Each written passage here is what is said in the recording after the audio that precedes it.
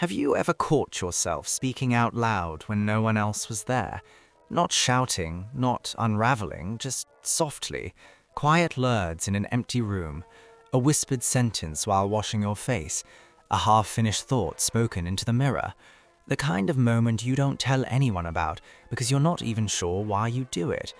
You're simply there, and suddenly there's another presence, a voice that speaks, a voice that listens, a conversation that lives just beneath the skin, an inner world making itself known through sound. You might laugh it off when it happens, or you grow still for a moment, suddenly aware of yourself, because you know how the world sees this.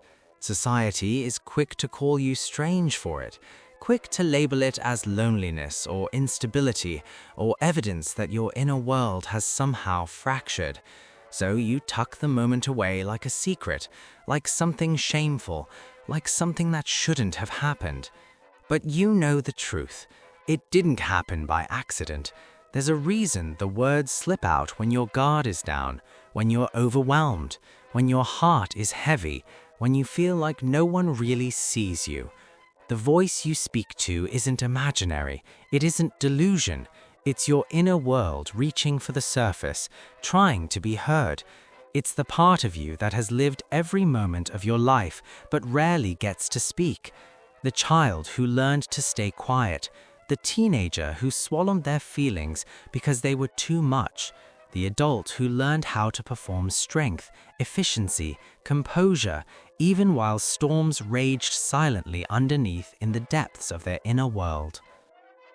Talking to yourself is not madness. It's your inner world attempting to reunite with itself. It's the vast landscape inside you, filled with memories, emotions, unspoken thoughts, and hidden truths, trying to find alignment. Because somewhere along the way, your inner voice was pushed underground, and now it comes back in fragments, in whispers, in moments when no one else is around to interrupt.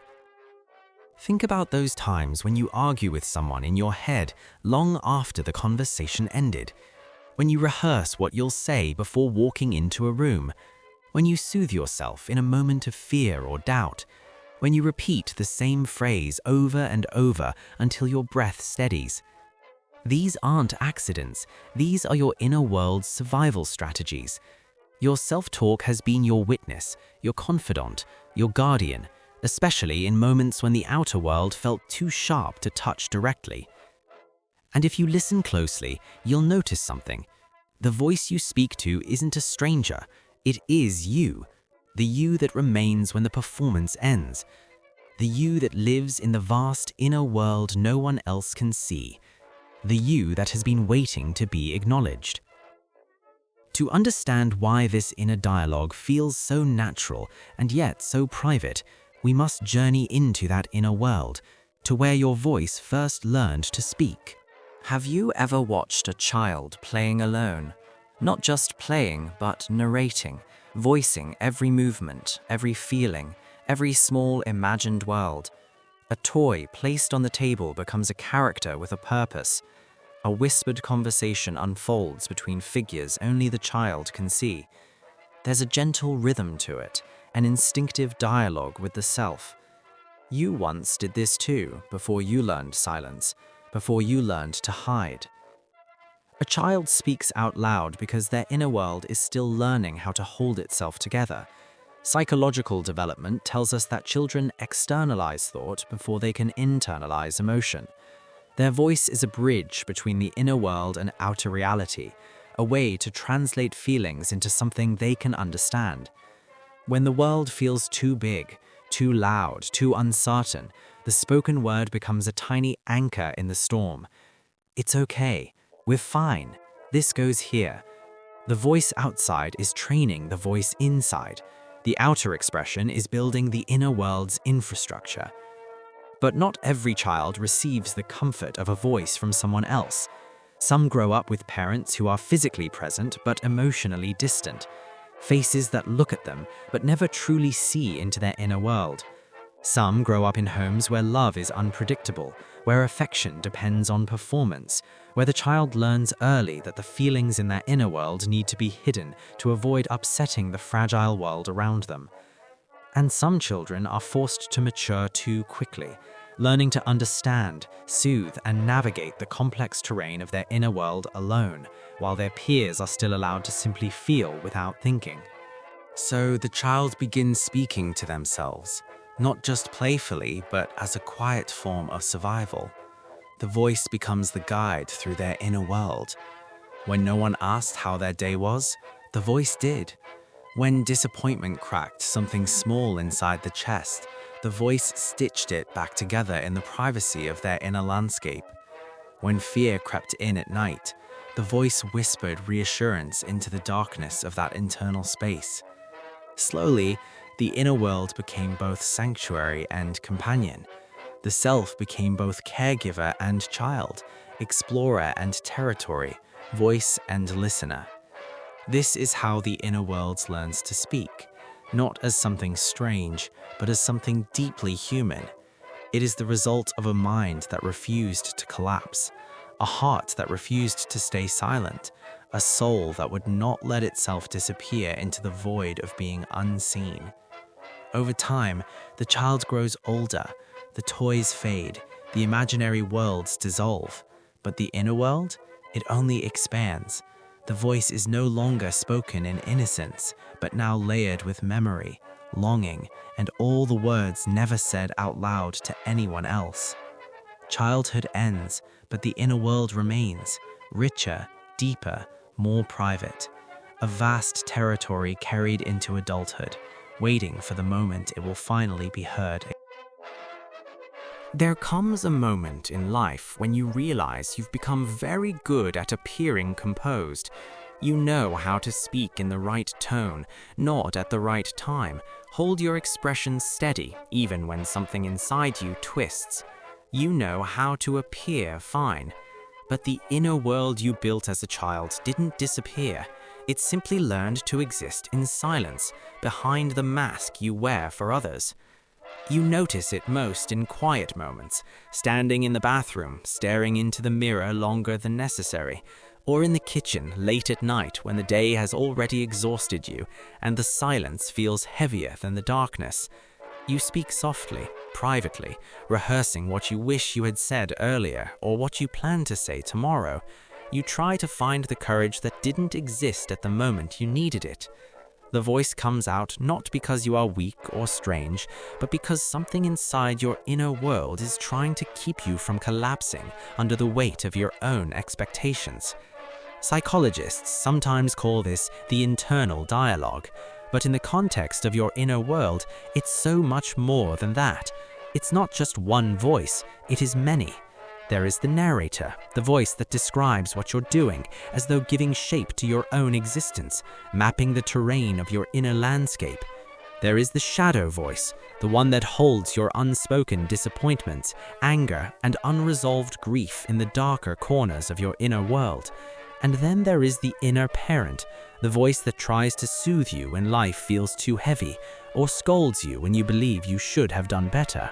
These voices are not separate personalities.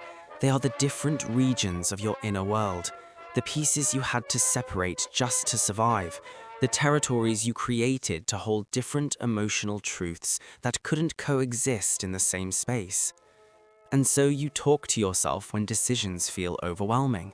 You whisper, "It's okay," when no one is around to say it for you. You ask yourself questions out loud because answers feel more real when spoken from the depths of your inner world into external reality. You argue with yourself because sometimes you are the only person who understands the complexity of the landscape you're navigating.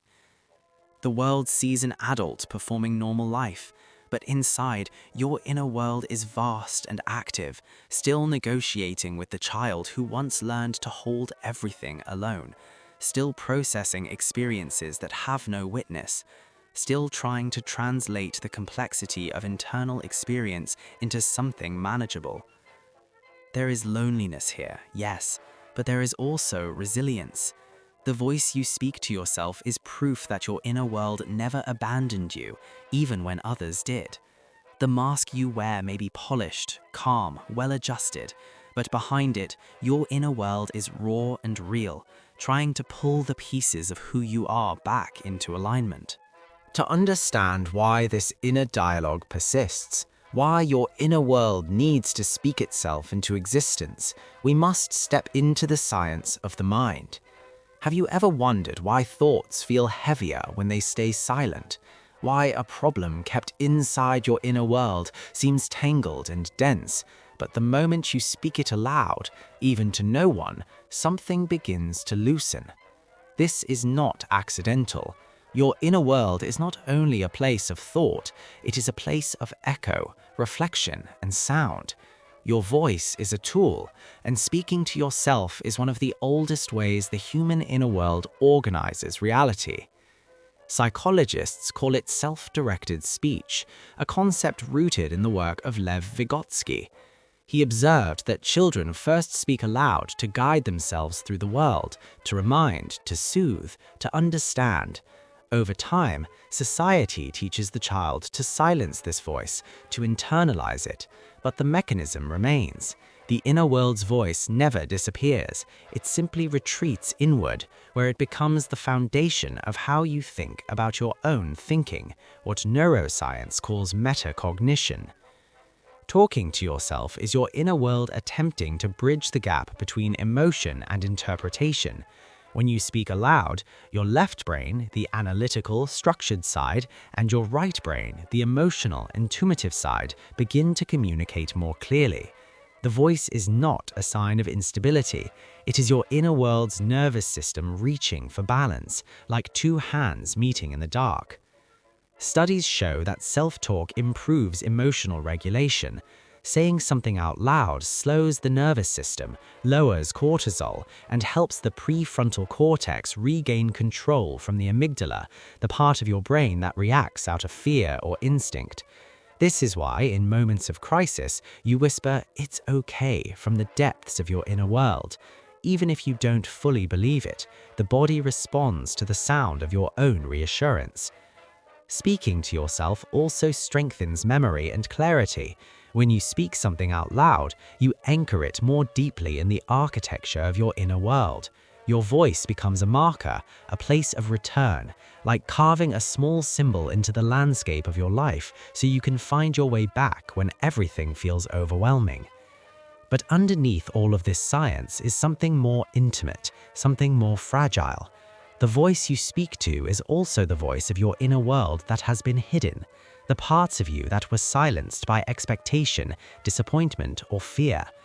So when you speak to yourself, you are not just thinking, you are remembering, reassembling, negotiating with the different territories of your inner world. And when that internal landscape is divided, when something inside is unresolved, unspoken, or aching, the voice you speak aloud begins to reveal what you are most afraid to feel. And when these feelings have no place to go in the outer world, when there is no one safe enough to hear them, they look for the only presence that has always remained, the consciousness within your inner world, you. So the voice becomes a confessor, a listener, a kind of invisible companion your inner world creates, because no one else has stayed as consistently. Sometimes it soothes you, sometimes it hurts you, sometimes it reminds you of everything you've tried to forget. It becomes a mirror within your inner world, one that reflects not who you pretend to be, but who you are when the performance ends. And yes, there is pain in that, because speaking to yourself can also mean admitting that there are regions of your inner world that were shaped by absence, moments when you needed someone to say, "I see you," and no one did. So the voice in your inner world took the place of love that never came, comfort that was never offered, presence that never arrived. It became your inner world's replacement for intimacy. Your self-talk is not strange, but it is private, because it carries the weight of everything you've held in silence, everything your inner world has processed alone. And the outer world does not know how to hold the kind of honesty that exists in those moments. Society hears self-talk and thinks of instability. It does not see the endurance. It does not see the courage. It does not see the vast, complex inner world that learns to survive alone. But society rarely sees truth with compassion. And it is here, in the misunderstanding, in the space between stigma and reality, that your inner world remains most hidden. Have you noticed how the world becomes uncomfortable when someone is simply with themselves? How silence is treated like a problem? How a person talking quietly to themselves in public is seen as disturbing rather than natural? We live in a society that fears the visible inner world, a culture that praises loudness, visibility, performance, the constant display of self for others to judge and approve. In such a world, speaking to yourself is seen not as intimacy with your inner landscape, but as something to be corrected, laughed at, or hidden. From a young age, you were taught that your inner world should stay inside, that thinking should remain silent, and feeling should be managed discreetly. You learned to keep your voice internal, your questions unspoken, your doubts smoothed over with socially acceptable smiles. People don't fear your words, they fear what those words represent, an inner world that cannot be controlled or curated for others. Speaking to yourself is raw, unfiltered. It reveals a landscape that refuses to perform. And we live in a time where identity itself has become performance, where value is measured by how well you fit into expectations. Society calls self-talk strange because it reminds people of their own inner worlds, the ones they spend their entire lives trying not to confront. So they label you to distance themselves from the discomfort. They call you lonely, as if an inner world should always need external company. They call you unstable, as if a speaking inner world is madness. They call you weak, as if giving voice to your inner landscape is anything but an act of profound strength. And yet, throughout history, some of the greatest minds spoke to themselves. Philosophers walking alone under ancient skies, speaking their questions into the night. Poets whispering lines under their breath until meaning appeared from the depths of their inner world. Scientists, artists, monks, warriors, people who understood that the deepest transformation happens in conversation with the inner world. The speaking inner world has always been sacred. It is only modern culture that has tried to turn it into something embarrassing, because modern culture worships distraction, noise, constant engagement. It tells you that if you are not speaking to others, posting yourself, proving yourself, displaying yourself, then you do not exist. It tells you to replace introspection with consumption, emotion with entertainment, your rich inner world with a curated external image. And in doing so, it disconnects you from the only relationship that lasts your entire life, the relationship with your inner world, with yourself. So you learn to hide the voice, to speak only when no one is around, to pretend your inner world doesn't need to be heard. But there is a cost to silencing the voice of your inner world, a slow erosion of the part of you that remembers who you truly are beneath the image, beneath the performance, beneath the world's expectations. And that cost reveals itself in the quietest, most private place of all, the emotional toll your inner world carries alone.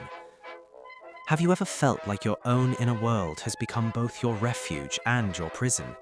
Like the only place you can speak honestly is inside yourself, yet that very place is also where your doubts echo the loudest. The inner world that once protected you can become the battlefield where your past and present collide. There are moments when the voice is gentle, when it holds you the way no one ever did, when it reminds you to breathe, to soften your shoulders, to try again tomorrow. In these moments, your inner world is a sanctuary, a quiet room inside your chest where the outer world cannot reach you. It becomes the proof that you have never truly abandoned yourself, even when others did. But there are nights when that same voice turns sharp, when it becomes the echo of every disappointment housed in your inner world, every unspoken fear, every painful memory you hoped time would erase. It tells you you're not enough. It replays every mistake like a film loop that refuses to fade. It calls your name in a tone you learned from someone who once made you feel small. The inner voice becomes your shadow, the version of you built out of every wound your inner world carried silently. Over time, this shapes you not just emotionally, but relationally. When you learn to lean on your own inner world for comfort, other people can begin to feel unnecessary or worse, unsafe. You may hesitate to explain yourself because your inner world already understands. You may withdraw from others because the voice within your inner landscape is easier to speak to.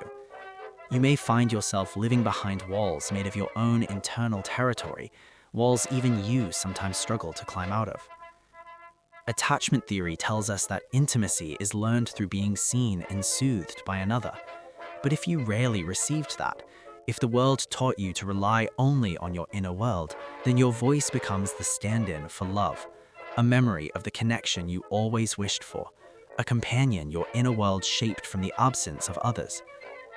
And in that sense, the voice is both miracle and wound, proof of survival and evidence of what you had to survive. This can affect your identity. You begin to question who you are outside the realm of your inner world. Your self-worth can become tangled in your inner voice's approval or criticism. You may fear vulnerability because letting someone else in means risking the one stability you have always known, the private conversation within your inner landscape. And yet, this story does not end in tragedy, because the same inner world that once carried your loneliness can also guide you back to wholeness. If you learn not just to hear it, but to understand it. If you listen differently, with compassion instead of fear, your inner world stops being the battleground and becomes the bridge. A bridge to healing. Have you noticed that the voice inside your inner world changes depending on how you speak to it? The same inner companion that once reassured you can become harsh when spoken to with impatience, and the same voice that once frightened you can soften if approached gently. The goal has never been to silence the voice of your inner world. It has always been to understand it, to turn it from a reaction into a relationship. Healing begins when you stop treating your inner world as a problem and start treating it as a message. The next time you hear yourself whisper something in the quiet, pause, listen, not with judgment, not with panic, but with curiosity. Ask yourself, which part of my inner world is speaking right now? The child who once felt alone? The adult who is tired of carrying everything? The heart that wants to be held but has never been shown how? The voice is not random. It is your inner world shaped into language. Psychologists refer to this as inner reparenting, learning to give yourself the emotional presence you needed when you were younger. When you say "it's okay" to yourself, you are stepping into the role of the caregiver your inner world needed. When you speak to yourself with patience instead of frustration, you are healing the bond between your past and present self. You are becoming the one who stays in the landscape of your inner world. You can begin to guide the voice instead of reacting to it. When fear rises in your inner world and the voice trembles, speak softly. I hear you. When doubt sharpens into criticism, respond with steadiness. I am trying. When loneliness echoes through your internal landscape, remind yourself, I am here with you. This is not delusion. This is self-compassion, the emotional oxygen your inner world needs to breathe. Journaling can help give your inner world shape. Writing allows the intangible territories of your inner landscape to become visible. When you place your thoughts on a page, the chaos becomes a map you can navigate. You no longer drown in the feeling. You can walk through it, explore it, understand where it comes from in the geography of your inner world. The page becomes a mirror that does not judge, and slowly something shifts. Your inner world becomes less of a battleground and more of a dialogue. You stop running from yourself. You stop fearing your own inner landscape. The voice that once felt like a burden becomes a companion, not perfect, not always calm, but honest. And honesty is where healing begins, because the voice inside your inner world has never been your enemy. It has always been the part of you that refused to disappear, even when life tried to silence it. It is lived through every silence you endured, every moment you swallowed your feelings to keep the peace, every time you walked away when you wanted to stay, or stayed when you desperately needed to leave. It is the voice that never left you, even when others did. This voice has witnessed the quiet heartbreaks housed in your inner world, the ones that left no visible bruise but changed the landscape forever. It remembers the first moment you felt misunderstood, the first time you pretended not to care, the first night you cried quietly so no one would hear, the first time you realized that the world does not always offer gentleness, even to those who give it. And through all of it, your inner world stayed. It spoke. It kept you company in the places no one else could enter. The voice inside you is not a flaw. It is a testament, a living archive of your inner world, a memory woven into sound. When you speak to yourself today, you are not merely thinking. You are tending to the entire landscape within. The child you once were, the teenager who felt too much, the adult who learnt to carry themselves through storms. You are acknowledging the parts of you that survived without applause, without witness, without reassurance. You are giving language to the experiences that shaped your inner world in silence. And yes, sometimes the voice trembles. Sometimes it carries anger. Sometimes it echoes regret. But even that is a form of love, because pain only speaks when it wants to be healed. Your inner world is not trying to control you, it is trying to reach you. It wants you to notice the places where you are still hurting. It wants you to recognize the strength you built on your own in that vast internal territory. It wants you to understand that you never walked alone, even in the loneliest moments, because your inner world was always there, witnessing, holding, remembering. So the next time you find yourself whispering in an empty room, do not rush to silence it. Do not call yourself strange. Do not feel ashamed. Listen. Really listen. You are hearing the truth of your own inner world speaking itself into existence. If you speak to yourself, it is because part of that world is still trying to be heard, because part of you is still healing, because part of you still remembers what it felt like to be unseen and refuses to let that be the end of the story. There is nothing crazy about that. In fact, it is profoundly human. You have been your own witness, your own comfort, your own home. Your inner world has been your constant companion, and now you know why. You are not talking to yourself. You are speaking to the vast, intricate, beautiful universe within you. The inner world that has always been there, waiting to be acknowledged, waiting to be heard, waiting to be loved. And that world, your world, deserves to speak.